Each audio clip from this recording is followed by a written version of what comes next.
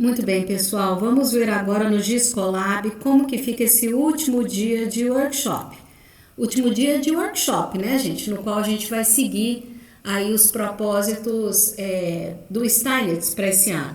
Mas talvez o organizador da área de vocês queira fazer mais um encontro para debates, análise de resultados, pelo menos um questionário geral para todo mundo via Google Formulário. Nós com certeza vamos passar, tá? Mas em termos de workshop no Giscolab, hoje é o último dia, a última tarefa, certo? Então, vocês já sabem, a partir da gravação das metas do outro vídeo, que nós vamos trabalhar hoje muitas inovações. Se o grupo de vocês é grande, vocês vão estar separados em 2050A, muitas inovações, e 2050B, muitas inovações. Se o grupo de vocês é pequeno, vocês vão poder trabalhar só no 2050A, muitas inovações. Mas independente de ser grupo grande ou ser grupo pequeno, o primeiro passo vai ser ir no 2035A com inovações e analisar o que o pessoal propôs ali, tá? Eu não tenho ainda aqui nesse meu exemplo propostas, porque eu estou gravando esse vídeo antes do meu grupo ter feito as propostas de 2035A com inovações. Mas é para analisar o 2035 para depois ir para a proposta de 2050. Por quê, gente? Se em 2035 eles não prepararam o terreno para algumas inovações, talvez a gente não consiga chegar em 2050 fazendo tudo. Vamos ver, tá certo? Ou então vocês vão propor ser tão ousados que em 15 anos vocês vão conseguir fazer sim muitas inovações e vai dar certo, tá? Então tá, fui lá, analisei o trabalho de 2035A com inovações e volto lá para a casinha de todas as caixinhas e entro na caixinha 2050A, muitas inovações. Ou, se eu sou do grupo B, 2050B, muitas inovações. Bem, eu vou chamar a atenção para um recurso que já está acontecendo aqui na plataforma há alguns dias e que vocês já podem até ter usado em algumas sessões, que eu sempre gravo antes das sessões acontecerem, né? Que é a possibilidade de vocês visualizarem as anotações lá do enriquecimento de leitura.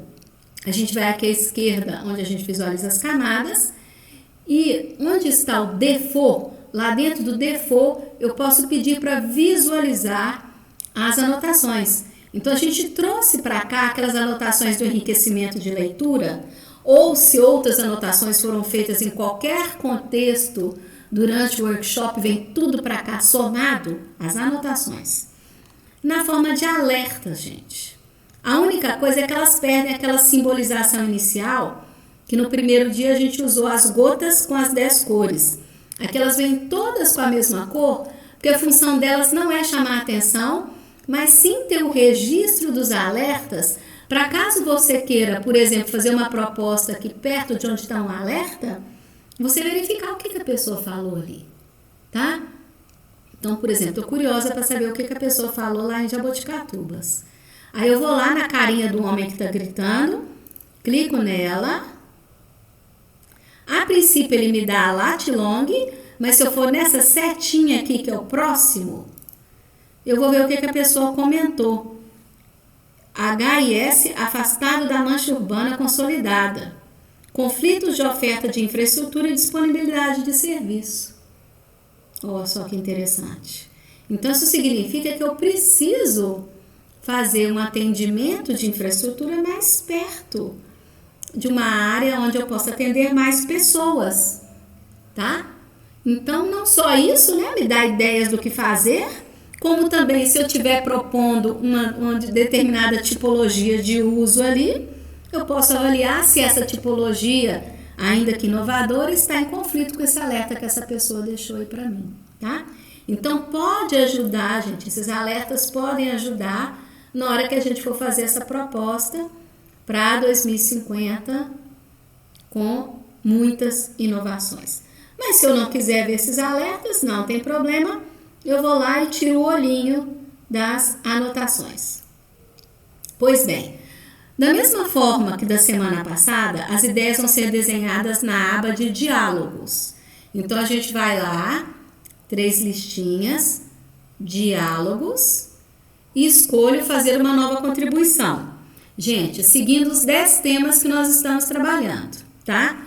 Eu observei algumas performances de alguns grupos que tem pouca distribuição de cores. Alguns sistemas são contemplados e outros não. E se lembrem, essa aqui é a proposta final para 2050, com muita inovação. Então, cuidem de fazer propostas, gente, das 10 temáticas. É importante a gente ver isso bastante colorido. E se lembrem também que nós vamos usar elementos pontuais ou lineares para todos os sistemas, exceto crédito de carbono. Se eu quiser marcar uma área, eu marco com uma linha com princípio e fim no mesmo lugar, mas ela fica vazada, tá? Então, é ponto na forma de estrela, de ideia, linha, e os polígonos nós vamos deixar para o crédito de carbono. Então, eu vou fazer aqui uma nova contribuição. Eu vou colocar um hospital lá perto de onde o pessoal falou que tem que ter um hospital. Não, vou colocar vou fazer diferente. Vou fazer um turismo em Nova Lima. Ok. Turismo e lazer em Nova Lima. Só para ter um exemplo. Então, eu vou lá. Eu não vou colocar um polígono, mas eu vou colocar um ponto. Eu vou escolher a cor desse ponto. Turismo é vermelho. Estrelinha é vermelha. Turismo, lazer e cultura são vermelho, né? Salvo. Vou lá, dou uma ideia. Vou fazer um mirante. Tá certo? Engraçado, ele ficou laranjado. Não era para ele ficar laranjado, ele é vermelho. É um ponto vermelho, certo? Vou lá. Eu tenho que escrever autor, vínculo. Se eu não quiser escrever, eu vou lá e coloco um X, uma linha, qualquer coisa, tá? Vou lá, pego o ponto e vou colocar um mirante aqui. Ao longo da estrada, numa posição que eu acho bacana. Qualquer um. Tá? Muito bem. Salvei. Bem, vou fazer mais uma contribuição. Dessa vez eu quero fazer polígono crédito de carbono. Nova contribuição. Ela é polígono. Eu vou lá pegar o verde azulado, que é a cor que a gente combinou para crédito de carbono. O título dela, a gente sabe que a gente vai usar sempre ampliando, criando ou conservando. Nesse caso, eu vou fazer uma conservando. Eu vou investir na RPPN do Jambreiro. Quero potencializar a RPPN do Jambreiro, colocando mais espécies, etc. Autor, vínculo, e-mail, blá, blá, blá, descrição. Descrição é legal eu colocar, para eu justificar por que eu quero investir na RPPN, uma vez que ela é uma RPPN. Então, era bom argumentar aí para as pessoas entenderem minha proposta. Bem, vou lá, pego meu lápis e vou desenhar aqui que eu vou investir na mata do Jambreiro. Ok? Vou lá e salvo. Vou lá na caixa de diálogo. Já tem 3 ali, 3 propostas. Eu salvo. Certo? Fecho isso daqui. E eu quero ver como é que está a minha performance. Abro lá para ver como é que está a minha performance em termos de créditos de carbono. Eu preciso, gente, mexer na tela um pouquinho para ele atualizar, mas ele ainda não atualizou porque eu não salvei. Então, eu vou lá na 3 listinhas e salvar. Salvo. Ok. Aí, agora eu mexo na tela dando zoom mais e dando zoom menos. Não aumentou minha meta, não. Deixa eu ver se é porque esse era o valor mesmo. Vamos lá de novo. Diálogo. Vou fazer nova contribuição. Polígono. Vou interromper a gravação aqui só um pouquinho, só para eu desenhar o meu polígono rapidinho. Aí depois eu volto com ele aqui. Voltando, gente. Desenhei mais um polígono. salvei ali.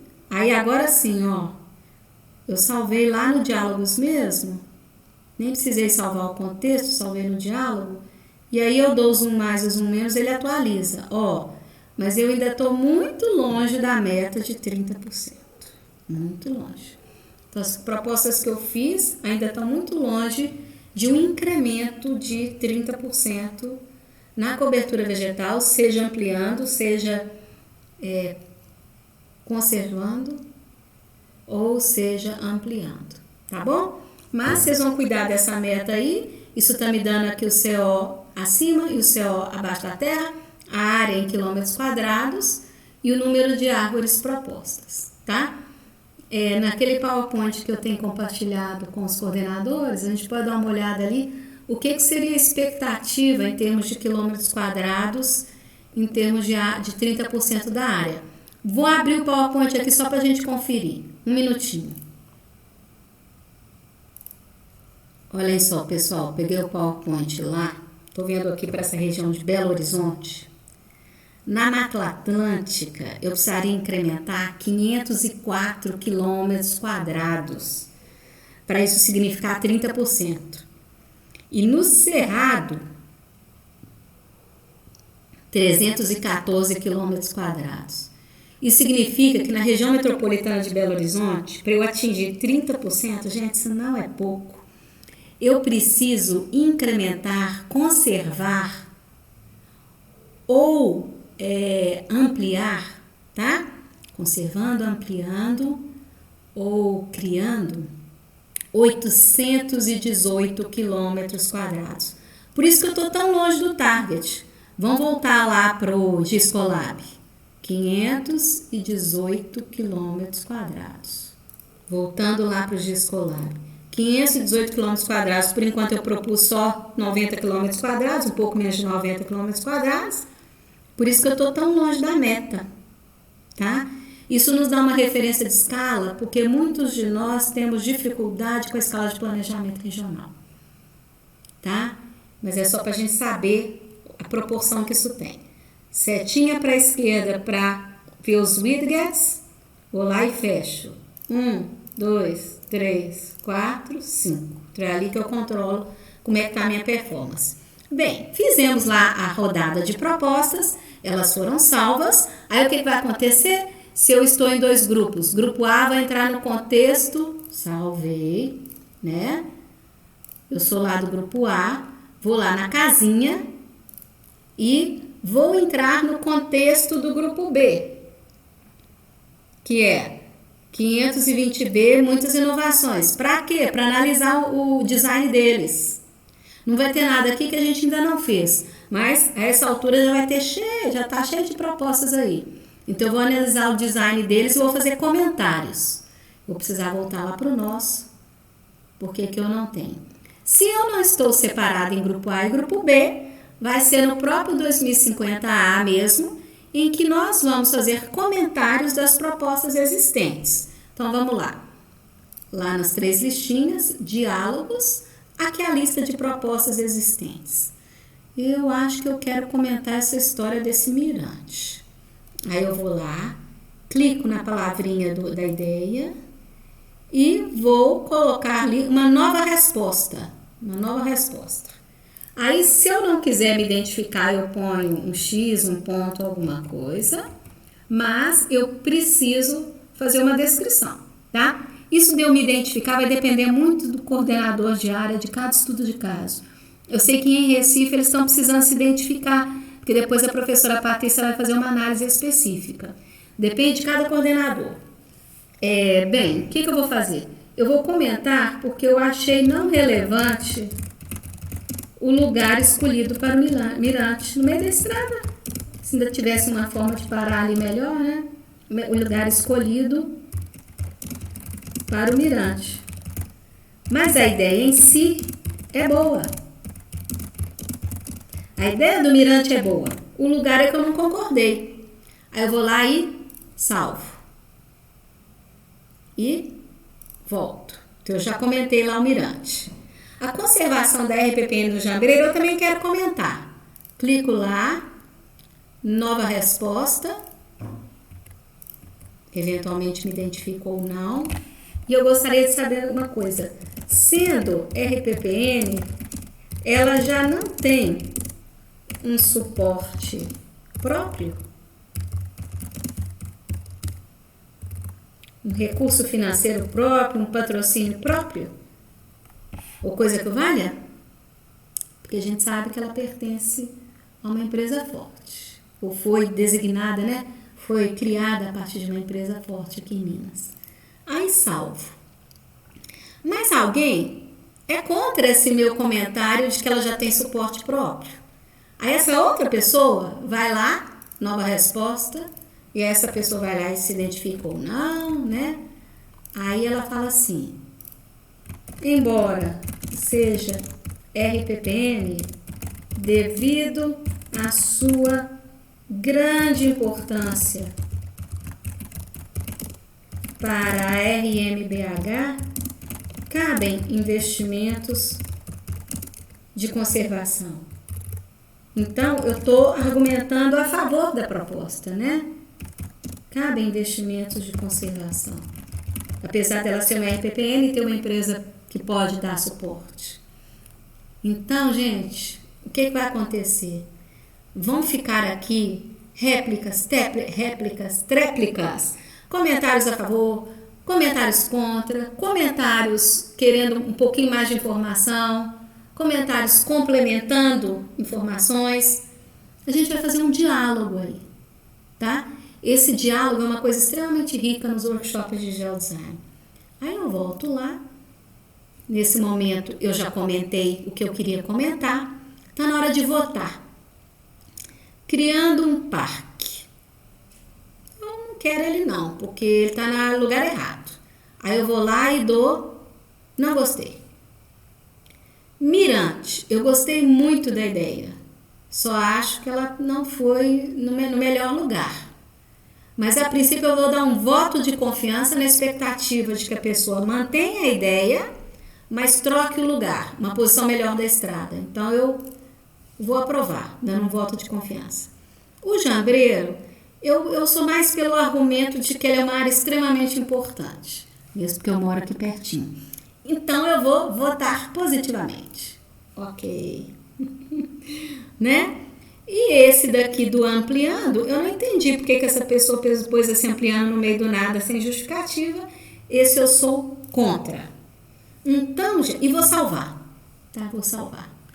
O que vai acontecer, gente? Mesmo eu sendo do mesmo grupo, mesmo a gente não tendo dividido em A e B, nem sempre tudo é consenso.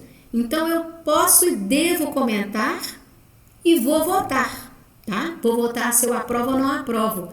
Porque depois nós vamos ter as propostas que foram as mais populares, as menos populares. Quem está trabalhando separado A e B, nós vamos somar isto, tá? Para o coordenador ter um produto só. Quem está trabalhando direto só no A, já vai estar tudo aí com os votos, os comentários e tudo mais. Tudo bem, gente?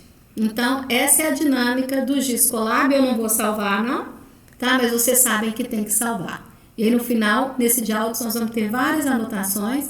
Isso é muito útil como ata de debates para decisões compartilhadas, porque fica lá o registro do que cada grupo pensou, do que cada grupo manifestou. E no caso de atas públicas, aí é importante se identificar. Tá certo, pessoal? Então, um bom trabalho. Espero que dê tudo certo.